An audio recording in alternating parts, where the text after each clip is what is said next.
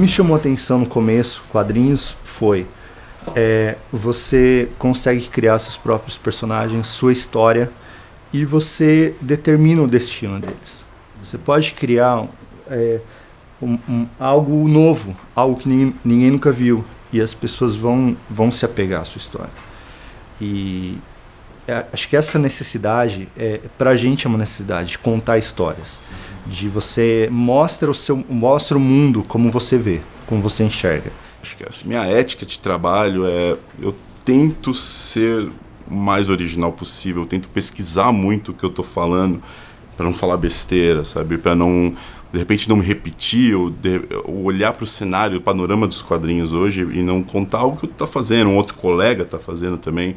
Eu presto muita atenção no que os meus colegas do Bimo estão fazendo para não fazer, sabe? Para não me apropriar de ideias que, às vezes, uma conversa de bar, eu tô conversando com o Marcelo, com o Magenta, eu sei que a ideia é dele, e eu tenho que me lembrar disso, assim, sabe? Não, eu vi isso no Magenta, eu não vou fazer isso, eu vou para outra direção. Isso é muito importante, eu acho. O respeito com o seu colega, assim, sabe? Acho que eu presto muita atenção nisso, cara.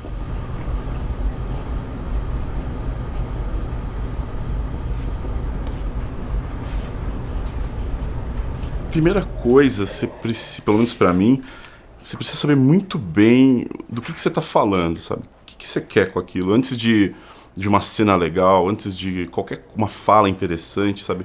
Do que você tá falando? Acho que essa é a primeira... Se você não tem isso muito claro pra você, a sua tendência é o seu quadrinho ser meio disperso, sabe? Meio vago algumas vezes. Eu tento focar muito, tentar encontrar primeiro por quê. Por que eu tô fazendo isso? Por que isso é importante? O que eu quero falar? O que eu quero propor, sabe? Pra todo mundo, pro leitor, pra sociedade em geral. E aí, disso, você vai criando as situações que vão ajudando a amarrar tudo, sabe? Uma vez que você sabe isso, acho que tudo fica mais fácil, sabe? Fica mais fácil, as falas ficam mais fáceis, o desenho fica mais fácil, fica mais fácil contar a história como um todo, assim. É esse núcleo que você precisa encontrar.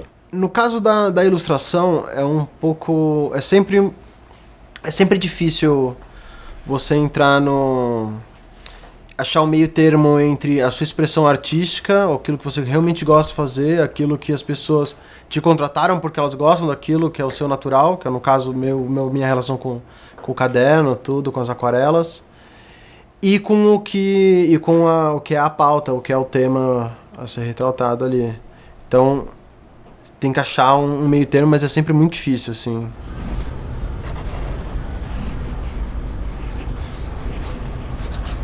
Às vezes eu realmente não quero dizer nada sabe, importante pra mudar a vida de ninguém. Eu simplesmente quero contar a história de um cara que tava andando na rua, se entendeu com alguém, deu um soco na cara, acabou. Tipo, a história é essa, assim. Ou contar uma coisa que às vezes eu tenho uma imagem na cabeça e falo, queria muito desenhar isso aqui. Ou um tipo de personagem. Então, pra mim, é dar um pouco dessa vida pro personagem, mas parar naquela coisa antes da animação. Porque a animação pra mim é uma coisa muito trabalhosa e que como eu gosto das coisas muito rápidas, eu não tenho não consigo entrar nesse meio. Então, para mim, o quadrinho engloba isso, assim. Eu saio da parte de ilustração, que é uma história em uma página, e vou para uma coisa que eu posso me estender, eu posso colocar mais personagens, eu posso contar uma história, mesmo que essa história não seja nada muito relevante. Tem muitas histórias boas.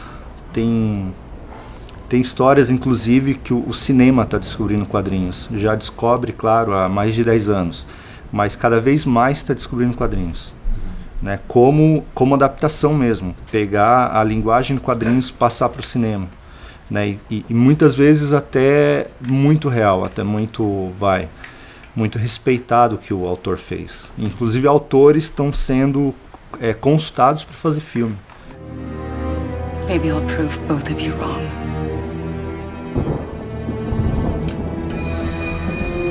Maybe I'll go crazy. Crazy's sounding pretty good right now. I love you, Nancy.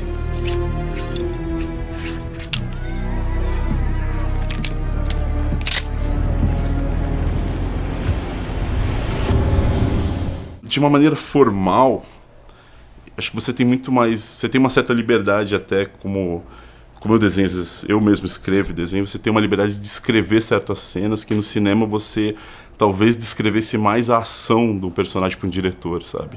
Ali não, ali eu consigo colocar tudo de uma vez, muitas vezes. Eu consigo falar da câmera ao mesmo tempo que eu coloco a fala. Às vezes, muitas vezes, no meu caso, a fala surge antes até da própria efeito de câmera e ajuda nisso também.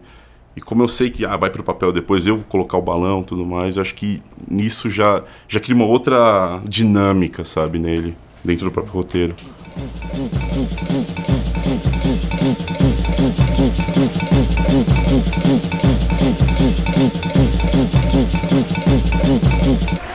Fica aqui. E aí, Marcos? Beleza? Vamos nós? Vamos. Mais um dia trabalhado. O que é que tem de bom aí? Hoje está tranquilo hoje. Magistrado. Augusto. Esse aqui é o de sempre. Nada muda.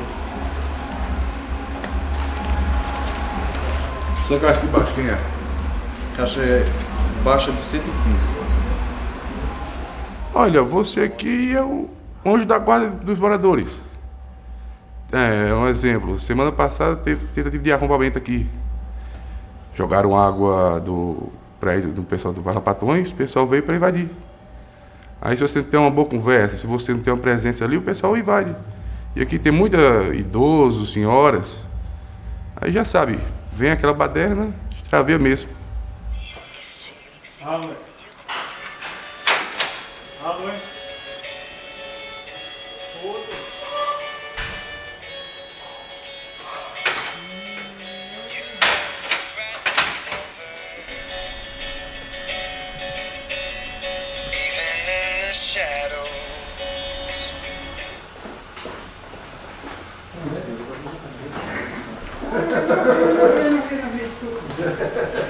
Tô olhando outra coisa.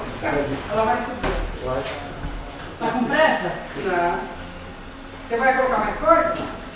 Tá na minha mão. Ela pega a chave. Tá. Ela vai pegar a chave. Não, só vou pegar a chave. Olha então, fica tranquilo. Não tem nem tirar, tá bom? Vou ficar fácil pra você. Obrigada, viu?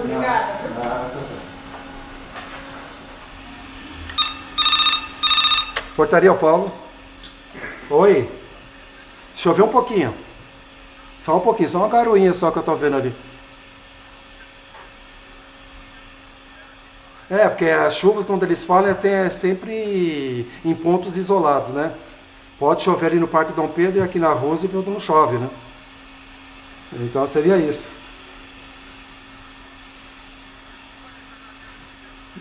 Nada, só aqui na Rússia só uma garoinha só. Nada. Tchau, tchau. É, você tem que saber tudo. Que nem você ouviu agora aí, ó, o morador ligando pra mim se choveu. Por exemplo, aqui não choveu, caiu uma garoa. Mas na televisão que ela tá vendo, inundou em determinados lugares por aí. O básico, que é de um porteiro, de quem lida com gente, primeira coisa, muita paciência, educação, com certeza, com quem quer que seja, tem que ser muito educado, certo? E ele tem que ter jogo de cintura para conduzir qualquer situação, porque muitas vezes, entre as famílias que moram, há discussão. Às vezes no saguão do prédio, na sala de visita, e o porteiro é a primeira pessoa que vai intermediar essa situação. Tem que ter muito jogo de cintura para trabalhar na portaria. Às vezes um morador reclama, olha, meu vizinho está com som alto. Aí você tem que ligar por sua obrigação, tem que ligar no cara que está com som, só que você tem que saber como falar com ele para não ficar com raiva de você. E você também não pode falar o cara que reclamou. Então você tem que ter a paciência de conversar com o morador, de explicar para ele, apesar que ele já sabe que de 10 horas não pode ter som alto. Só que muitos teimam, muitos não ligam. Final de semana, começa a tomar aquela cerveja, aí começa Stevie Nicks, Rolling Stone, aí vai. Qualquer problema que tiver no prédio, a primeira coisa que o morador faz, principalmente o morador que está se sentindo que ele foi lesado, que ele está sendo agredido. Então ele liga na portaria. E aí o porteiro tem que conduzir essa situação. Ou ele sobe, como já aconteceu comigo, e chega a conversa entre as partes e coloca um pano frio. Ou então, se a coisa for muito séria e estiver fora de controle, o porteiro tem que saber que ele imediatamente tem que chamar o reforço, né? Aí tem que ir para um 90. Boa tarde, eu vim lá da farmácia fazer a entrega, apartamento 71, seu César. Oi? Seu César? Seu César, do 71. Alô, seu César? Seu César, tem uma moça aqui que tem uma entrega pro senhor da farmácia.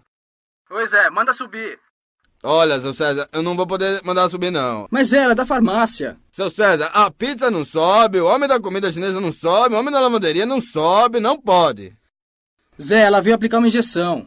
Ah, a injeção é pro senhor, é? Não. Ô, seu César, será que não dá pra aplicar aqui embaixo, não? Porque pode complicar pro meu lado, o senhor sabe, né? Não dá pra tomar injeção lá embaixo. Ah, então a injeção é pro senhor.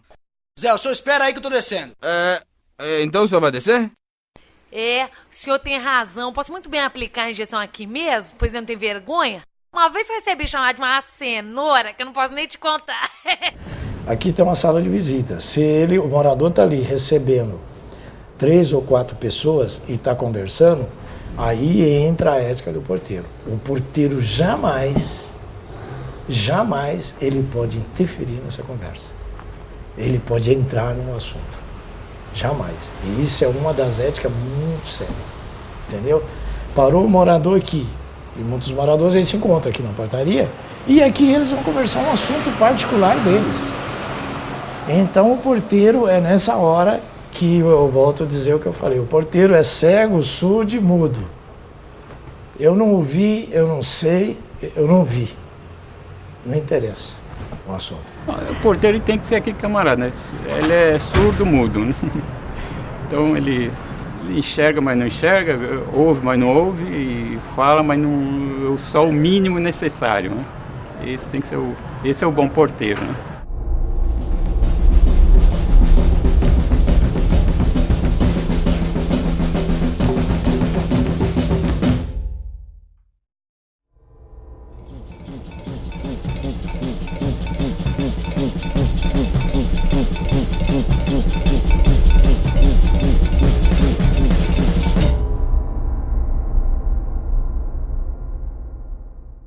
E na escrita, assim, não só pensando no ambiente de literatura ou de concorrência ou na cópia, mas também pensando assim que alguém vai ler o que você escreve, ou se também, enfim, também talvez aí pensar em ética seja um certo bom mocismo.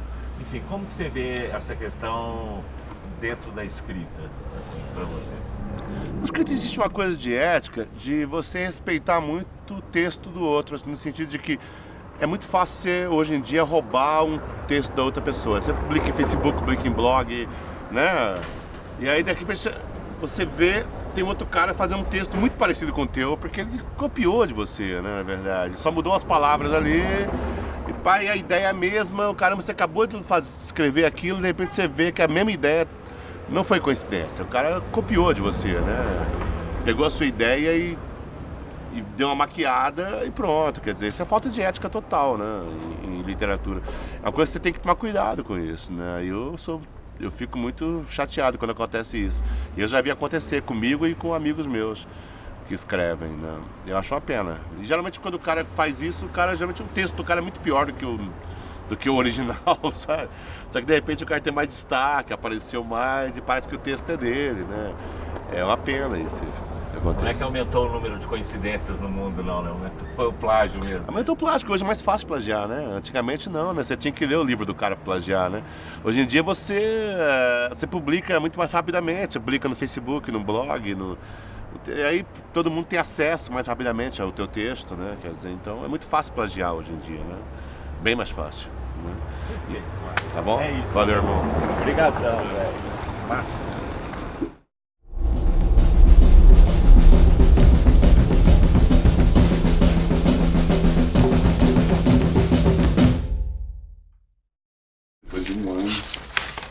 lápis, ó.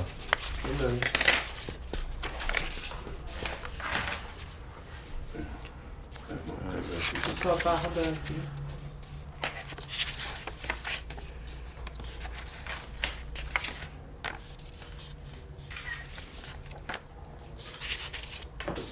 Ó, bom, hein?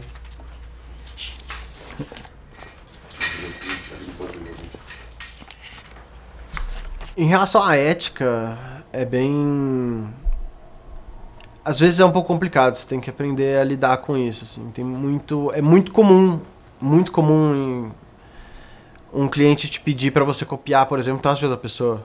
Um cara que tem um cara que, por exemplo, que é muito mais caro e ele falou assim, tipo, o cara morreu, sei lá, alguma coisa assim, ele não tem como fazer com a pessoa que ele usou como referência e ele quer usar você porque às vezes você tá mais fácil, às vezes você já é pago pela agência, por exemplo. E aí é uma questão, exatamente, uma questão ética, tipo, eu não aceito, nem quando eu era mais novo, nem quando eu tava começando. Por exemplo, eu não me sinto bem fazendo propaganda de carro. Nunca participei muito a contragosto uma vez ou outra, mas é uma coisa que hoje eu nego sem problemas, assim. Por mais que mesmo se eu estivesse precisando de dinheiro. É importante você ser você. É legal você aprender com o trabalho dos outros. É você entender o que aquele desenhista está fazendo para você adquirir aquilo, para você interpretar aquilo, saber como ele fez, saber o que ele fez, mas nunca copiar, nunca fazer algo que alguém já fez e tentar plagiar de alguma forma aquilo. Né? Eu acho que eu não gosto disso.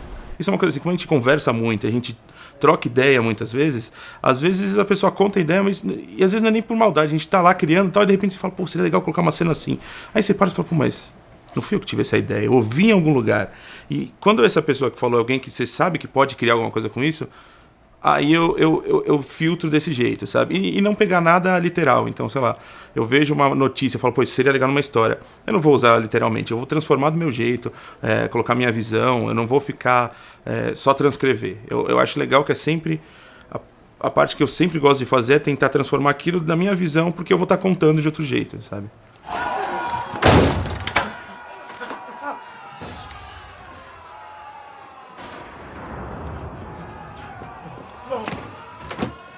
Where's my face? You gonna kill me? Your turn, Doctor. Tell me, what do you see?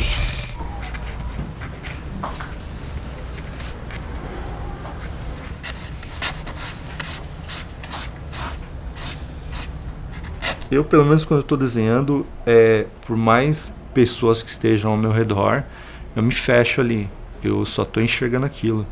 É como você está lendo um livro, né? Lendo um livro você se prende na história e parece que você está dentro, você não enxerga mais nada. Para mim, desenhando é da mesma forma, eu me concentro e estou lá solitário. Porém, você está sempre com amigos do lado. E também é importante, você não é bom se prender a só você, né? Faz o seu trabalho e mostra para os amigos, fala o que vocês acharam, o que você achou. Tá bom, não tá? Trocar informação. O que pode melhorar aí? Fazer parte de um coletivo, assim, ajuda muito em relação ao processo criativo.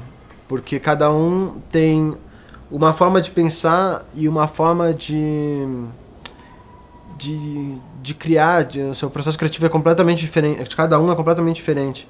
Então, você estar junto com outras pessoas, principalmente pessoas que você admira, é muito legal.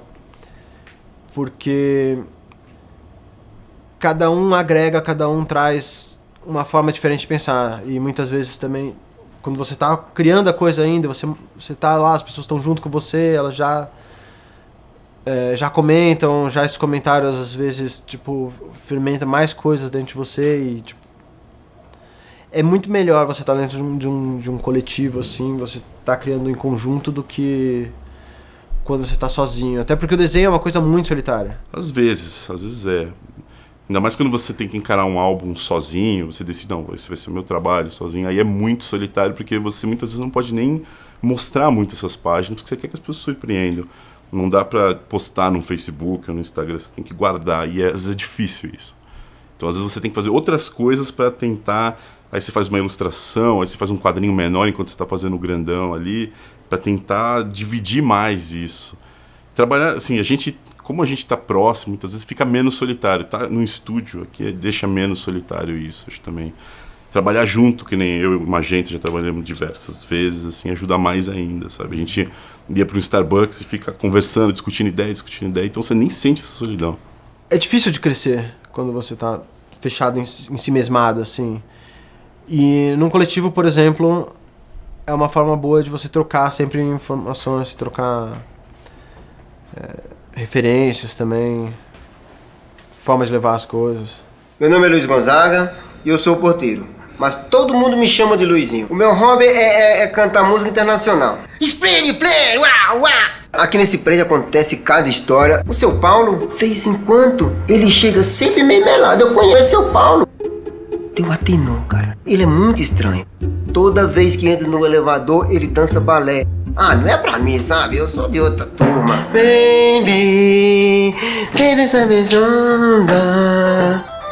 depois que colocaram câmera no elevador, você vê de tudo. Tem a Aninha, os pais dela estando fora, é baile na certa.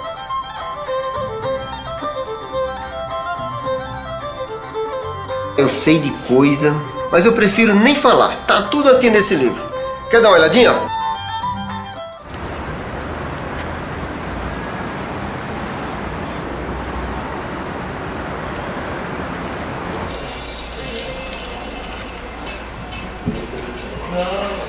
Se elas falassem o que se vê aí, é homem se beijando com homem, é mulher com mulher, é um casal que sobe bêbado, um sai na porta, outro desce no elevador dormindo sentado. É cada coisa. Realmente vê algumas situações, né? A pessoa, uma discutir ali com a outra vezes chega até a porta do elevador, acompanhar uma saída de um amigo, um visitante, você está sem roupa ou com pouca roupa, né? Então a gente vê, né? Aqui tem uma senhora, Dona Gislene, muito gente boa, professora aposentada, e ela é espírita. E no andar dela tem uma pessoa que mexe com uma macumba, essas coisas. Aí apareceu um copo de cerveja do lado da porta dela. Ela desceu lá de cima, fumaçando. Marcão, fizeram uma macumba pra mim. Aí, eu falei, mas quem foi que falou isso? Não, porque tem um copo de cerveja. Aí eu falei, não, olha, uma coisa eu digo, não foi macumba. Ela, mas como é que você sabe? Eu falei, não, porque seu vizinho tava bebendo outra cerveja. Então foi ele. Só que no mesmo andar tem um macumbeiro, não. Tem uma pessoa que mexia com essas coisas. Aí ela desceu louca, varrida. Aí eu fui falar, não se preocupe que foi macumba. Mas como é que você sabe? Eu falei, não. O seu vizinho estava tomando cerveja. E quando ele bebe, ele tem essas louquices, rock, põe a caixa de som pra fora. Mas muita gente boa também. Só isso. Tem, além de brigas aqui, confusão, o que realmente atraiu, achei um pouco divertido, foi a situação, uma noite aqui que houve 2 rapazes, 2 moças, aí eles vieram brincando lá de baixo, de lá de cima, vieram pra cá brincando aqui e conversando. Uma estava só de calcinha e sutiã e outra só de calcinha. E o rapaz só de cueca, aí brincando, aí desceram aqui. Daqui a pouco voltaram. A moça sem roupa nenhuma, de pé dentro de um carrinho de supermercado, e outro empurrou. Subiu correndo para lá e voltavam correndo. As moças sem roupa ali, de pé no carrinho se equilibrando. Depois sumiram para lá. Então foi... Tá, um porteiro de prédio, ele daria um bom personagem. Por quê? Eu acho que a gente sempre está trombando com eles, a gente sempre está passando direto por eles, e a gente não sabe direito a vida deles. Porém, eles sabem da vida da gente, né? Eles sabem tudo o que acontece com a gente, né? Pelo menos ali dentro daquele condomínio.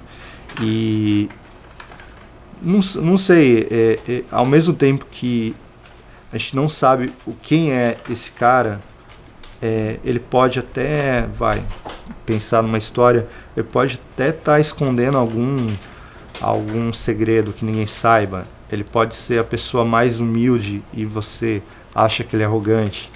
né? Ele pode ser um cara que veio lá do sul do país, do nordeste do país, que tem uma história de vida incrível e você não sabe. Ele, pra você, ele é o porteiro. Eu gostaria de ser porteiro de prédio, ainda mais porque você daria pra conversar, daria pra falar com todo mundo, tipo, falar da vida dos outros. E se nessa vida eu tivesse alguma coisa, pô, eu sei desenhar um pouquinho, eu ia criar minhas histórias com o que eu via dos outros, né? Então rolaria.